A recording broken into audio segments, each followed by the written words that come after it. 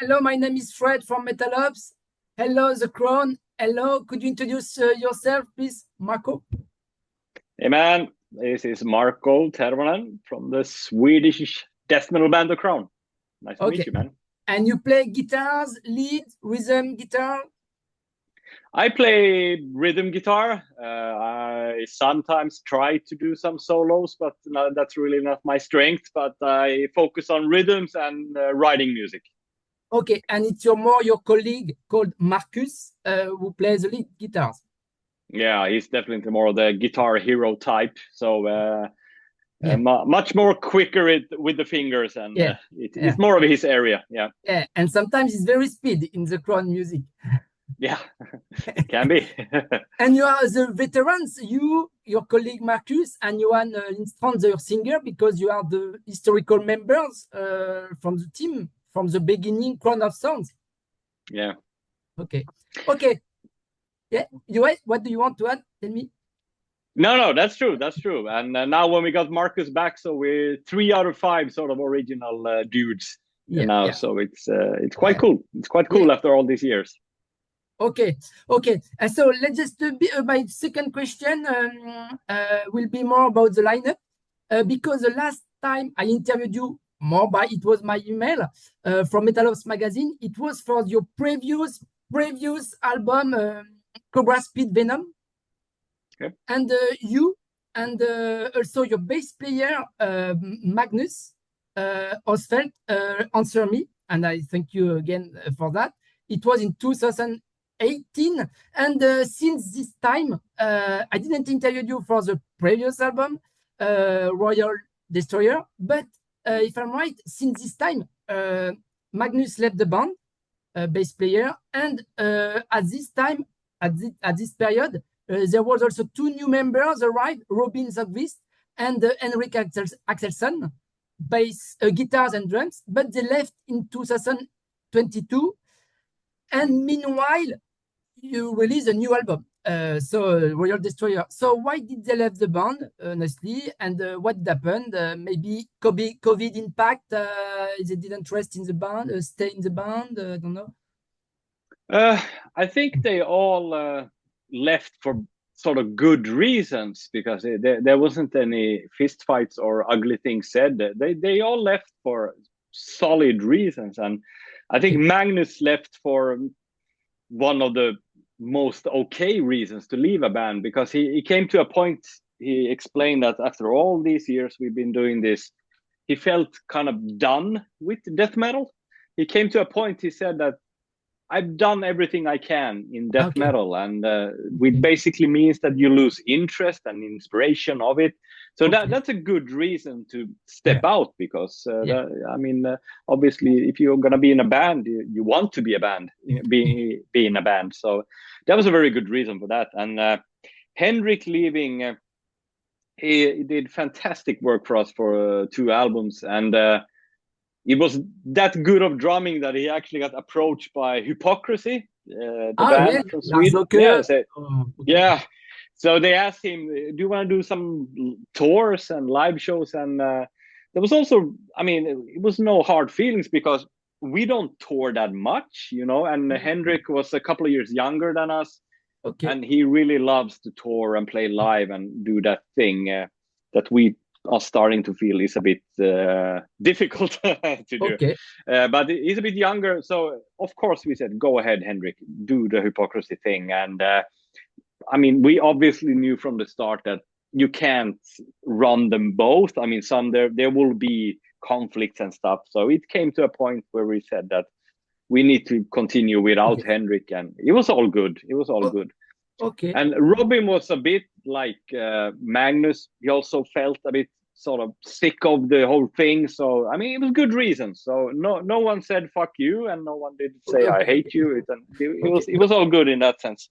I just add, it's not Robin from Batman DC Comics. No, it was a joke. No, I don't think so. Okay, but now let's speak more about news about the Crown, the new album, your 11th studio album, if I'm right. If we include the re-edition of Crown of Thorns' 2 first album, but in total, yes, it's in fact it's 12 album studio. Yeah. I'm right. And let's speak. And after we conclude about the lineup, you have two new guys in the Crown, Mathias Arvid Rasmussen. I don't know this guy. I'm Mathias. I'm right or not? Mathias Rasmussen. Yeah, that's correct. He plays. Tell me, bass. Maybe no. He plays the bass, and it's quite okay that you not know him because he hasn't been involved in death metal in that sense. He comes more from the punk and crust scene, and he started out. He was a friend of Hendrix, and he in a sense he comes from the same background as we. That he's been playing in bands forever, ever since pre-teens and everything. But his road has been more in the punk-oriented thing, So he's the new bass player in the band. And there is a new drummer called Michael Noren, and I know a bit this guy because 20 years ago, I think I interviewed 2 times for Impious. Yeah, that's correct.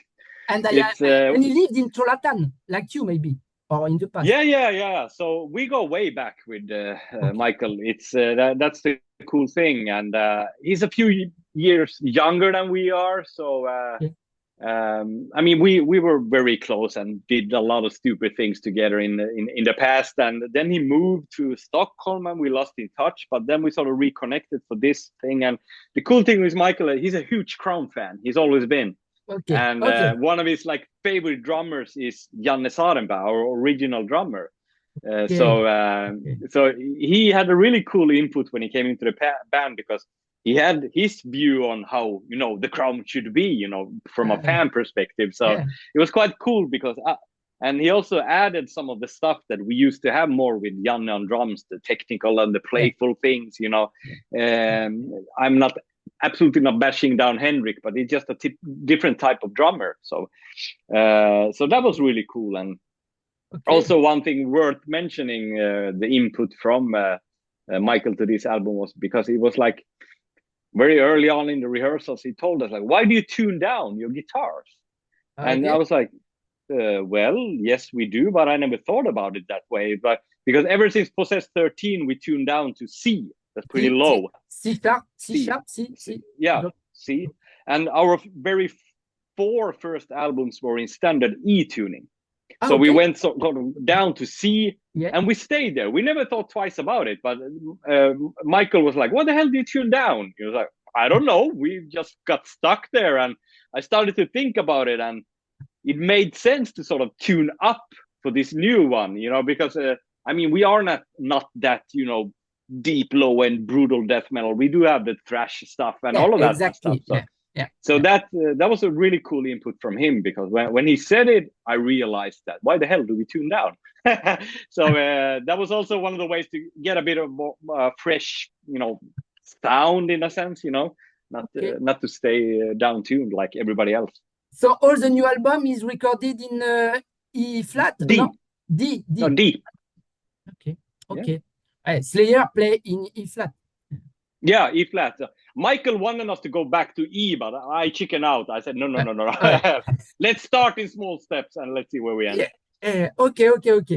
And so Michael don't play in Impious. Impious is split. They split a long time, and they don't make anything now.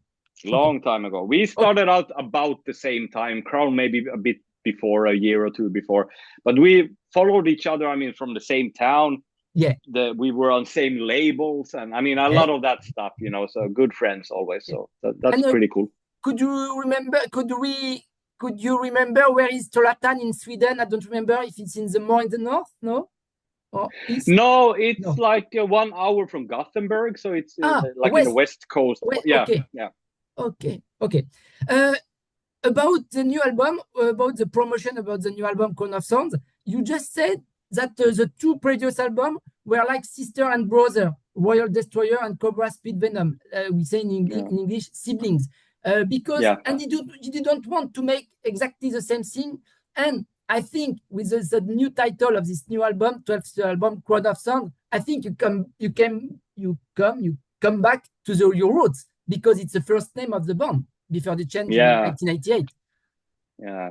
I mean, it was, it's correct. I mean, we really felt that. I mean, both Cobra and Royal, they were solid, good albums. And, Yeah.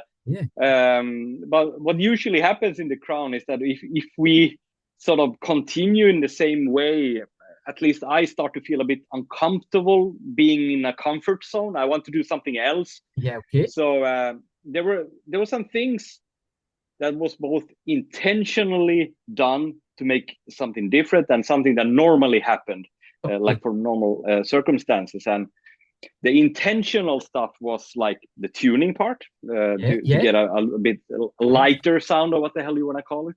Okay. And intentionally, we wanted to change the artwork style because it was very similar. Black and white, very classic and sober, not red, not colors. And we wanted to change the studio as well. I mean, there was a lot of similarities with Cobra and Royal. So you recorded at your home studio, if I'm right. You recorded at you left the Fredman studio. Exactly. We used to be in Fredman, and I now recorded the album, but I didn't mix and master it. That we hired Jonas Kjellgren to do it. Yeah. First of all, I don't want to mix it. I wanted someone else to have the helicopter view on things, you know. Yeah. Okay. But so those were the sort of intentional changes we did to differ it from Cobra and Royal. And then the natural thing was that since Magnus left the band, and we always usually wrote about 50-50 the music. Okay. So, and he had this more punkish rock style, and I had the more melodic style. So it makes sense that if you remove the punk and rock, you have more melodies, you know, from my side. Okay. So it is melodic, but then again, obviously we're still fast and brutal and all of that stuff. Yeah. But I would say that it's quite melodic album. Hopefully in a fresh way, you know. And also worth mentioning, Matthias also came in as a songwriter and did 2 songs. I did 11 songs, if you count all the bonus stuff. And those are the sort of natural changes that created the new album in that sense. And so, but an old school feeling, because with this name Crown of Thorns, I say it's a wink. It's a wink to this name. It is, and because I think that when you hear the album, I mean, it's not like we go back to the roots, but the feeling is there, and it all started with the artwork, because what you see in the image it's a bridge from our hometown, Trollhättan. Yeah. With the peaks, I don't know, and the cross at the left. So it's originally a known bridge from here, and then of course we crownified it a bit, you know.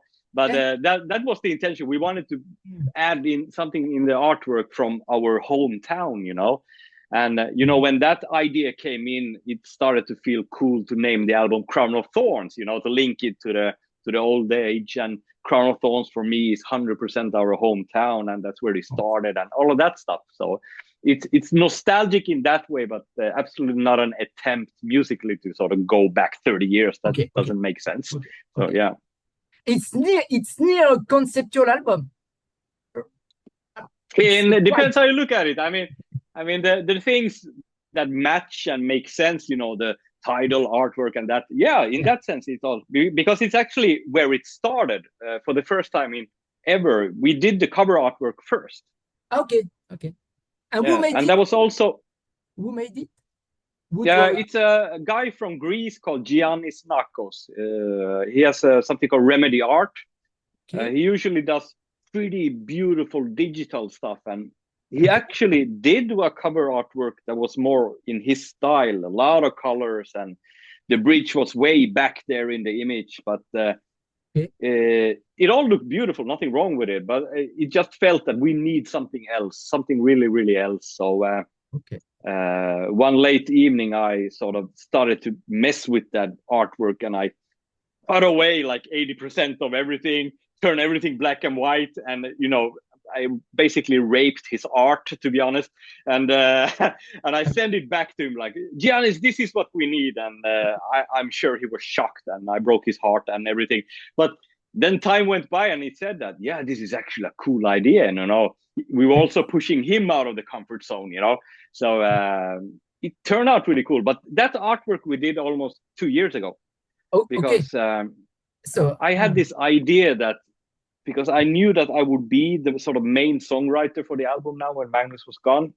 okay. I wanted to really try to inspire myself in a different way. And I wanted to do the artwork first and then sort of look at it and get this feeling like, what type of songs do we need to this artwork, you know? Yeah. So that was interesting because always artwork comes in so late in the process. So so the artist didn't have the music to be inspired. He start from scratch without nothing. Yeah, so now we did it the opposite, and I thought it was quite interesting, you know, because sometimes you get this old school vibe from the artwork, and then maybe leads to, I don't know, a certain type of melodies or whatever, you know, some feel, and that was interesting to do it like that. So it's the first time for everything. So. Okay, and I find this new album, old school vibe, but you test new things, and a lot of work in melody. The Crown, it's always catchy, speed, brutal, but melodic. You can remember the song. Maybe is that a lot of things happen. My favorite album is Death Risking. I didn't like it, but it's Death Risking with, I remember the guest Mika Lutinen in what song Bleeds. But I like very much this Friedman's Town studio, etc. But I don't want to be nostalgic, but I like this new one, and that I like, it's the two first songs are very in your face, and after it's Gone to Hell and Martyr, etc. It's more melodic, more groovy, but lower. And Gone to Hell, it's your second new single, which is going to happen now, if I'm right. Gone to Hell. Yeah, released today, actually. Yeah. And so it's a different approach, but I find some groove touch, heavy metal elements sometimes, also in the Howling at the Warfield, and black metal riff, like a dissection a bit, like in the main riff in the middle of the song, The Storm That Comes. A bit. It's I mean, that was my approach, because I wanted to make an album where you can't point to one song and, oh, this is a typical song from this album. You know, I wanted it to that the songs have their sort of identity, and they're based on something unique for every song. And there's heavy metal stuff, punk stuff, slow stuff, melodic stuff. I mean, it's all, you know, what we have always been about as well, but we just try to make them still sounding fresh, you know. And I think one of those songs like The Storm That Comes and 9 Is Now and Gone to Hell, very different, but they tend to be like my favorite songs, because it's so fun to, not fun, but it's so creative to do when you work out of your comfort zone a bit, you know. So you are going to play it live, Gone to Hell?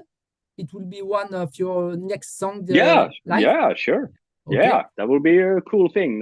Because live, it's another thing. I mean, we can't go 230 BPMs for 60 minutes. We need we need to go up and down and, you know, do a good show. So of course, I don't mind doing the mid-tempo stuff as well. It's great. Okay, let's speak about the lyrics. And I guess it's Johan, your singer, who wrote all the lyrics, the text of the songs. Johan Lindström? No, not all. I think he wrote most of them.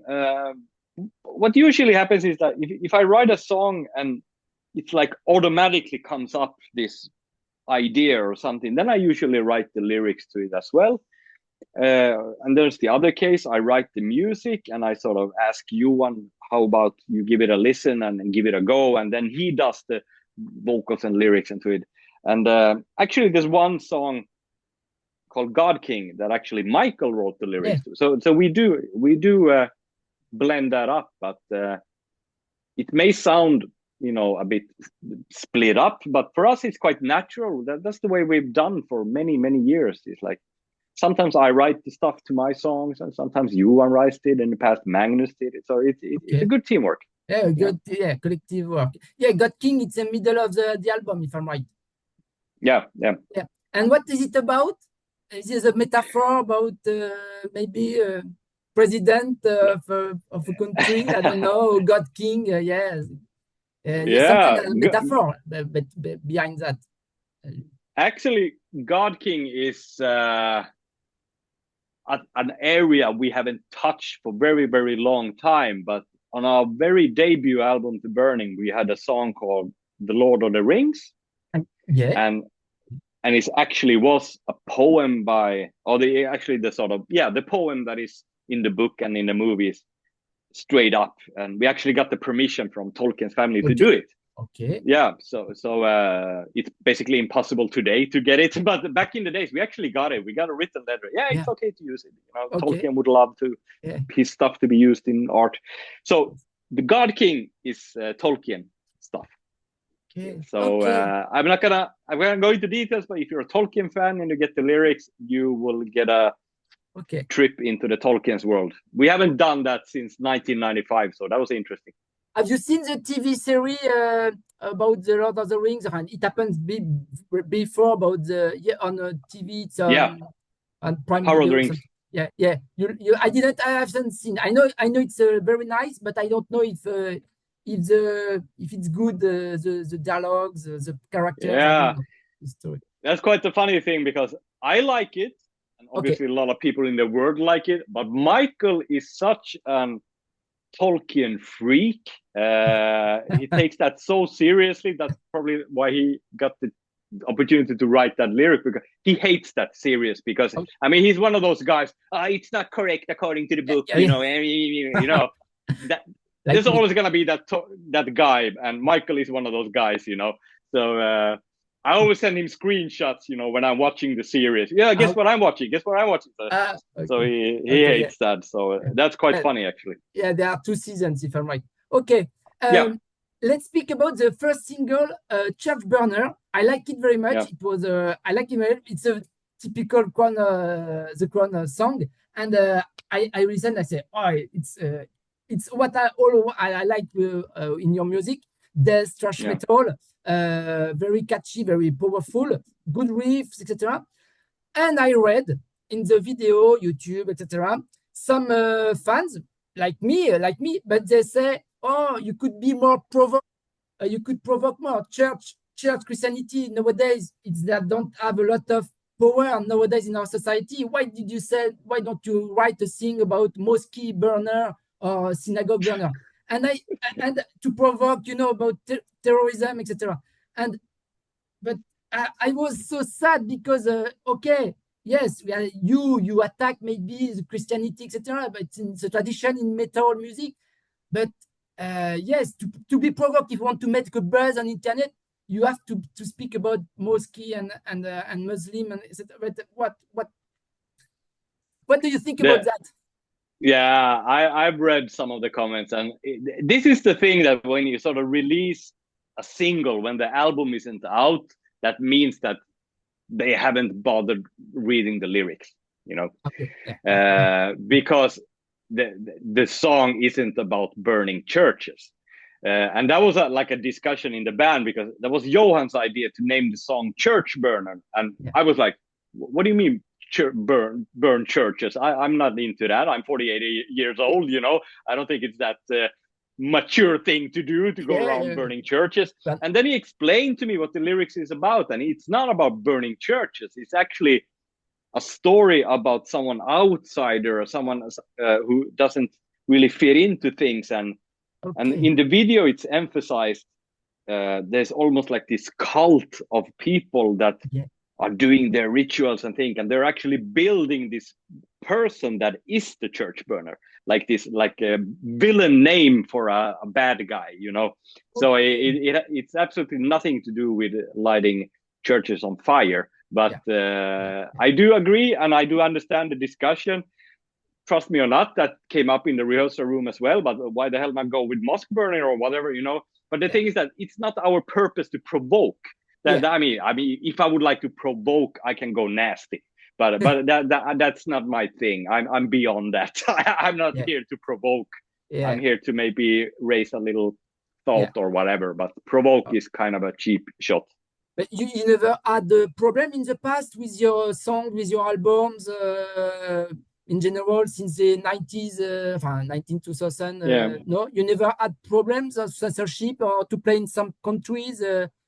No, we never had it, and especially like very very early stuff. I mean, the lyrics were kind of super fucking death metal in that sense. I mean, but later on, what I really liked, especially with Magnus lyrics, is if you have pretty provocative titles like Total Satan and Executioner, Slay of the Light, there's actually quite a lot more into it than the title.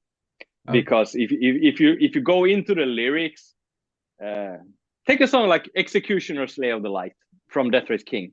It's that song is about actual events when Jon Nødtveit committed a murder at Killer's Park in Gothenburg, and that's what we sing about. The whole. I mean, it's quite a real thing, you know. So and also if you read some titles, like Magnus used to have like a tendency to write or create some quite quirky titles or whatever, like Blitzkrieg Witchcraft, you know, what the hell is that? So but then you go into the lyrics and maybe make some sense, and so it's not all. I think it's a cheap shot to review our lyrics just based on the title, because it usually can be pretty far from what you think. Next time you can just put on lyric video. It's a fashion, and just people have the lyric and no comment. Yeah, but that's also cool. I mean, we've done it, and that's fine. Yeah. But also there's the element to it that I don't like to over explain things either, because I mean, some people come to me and they, I like that lyric. It's cool. It's about this and that. Yeah. And if they're wrong, I never correct them, because it's their perception of and if they like it, if they connect to it, it's all good, man. So that's okay. We are going to conclude soon. Who is the female singer who sings at the end of the song Where Nightmares Belong? And are there any guests, maybe her, another guest on the album? I didn't tell me more about this song, When Nightmare Belongs. Yeah, it was the first song I wrote for the album, actually, and the sort of chorus melody thing was something I felt really fast that yes, I want to build the song based on that. And the first idea was actually to open the album with that song. So we had that melody played on an acoustic guitar, and you know, it was a lot of stuff going on. But when we moved the position, we removed the sort of acoustic thing. But I always wanted to end the song with that melody in a sort of a double way, that it first Johan basically sings a cappella first, the chorus, growls without no drums, just a simple guitar, and then Elina comes in and do the sweet lullaby thing of the melody in the end. And which she and from which band? The female singer? She's not from a band. She's actually my ex-wife. Okay. But no worries. We're getting back together again. For the royalties, it's your kitchen. Okay. And Johan Lindström made a fantastic to sing like that 20 years after. It's a growls. It's whoa. Yeah, Johan has this. I've always said it. Johan is one of the best death metal singers there, and I like to have the contrast there when he screams out the chorus and then Elina's sweet voice comes in. I mean, it was a cool ending, and then it goes into the Storm That Comes song, this epic song, and it was a good flow. It felt right. He didn't sing now in a quarter. You know, he created his own band when the split, etc. He created his own band. Ed, I don't remember Johan and the Headquarter, etc. It's finished. Yeah, One Man Army and the Undead Quartered or something like that. Yeah, it's finished. It's over. Oh yeah, when he sort of rejoined the band after Thomas Lindberg, he quit that band because I mean, we're all being in that mindset, because it's quite funny when you think of the Crown. We never played in multiple bands. We always had only one band. Yeah. Except my last question, Angel Blake. Then we didn't have the Crown. Yeah. It's when we split. It's always one band at a time. That's And 2 albums of Angel Blake. Could we hope one day a new album of Angel Blake? Because I was fan of that. Oh yeah, cool. Gothic metal, fine. Yeah, To be honest, I haven't ruled it out. I write music every day, and but today I really want to include also those different types of songs to the Crown. But maybe one day when the Crown isn't there, who knows? Maybe it's time for Angel Blake #3. Okay.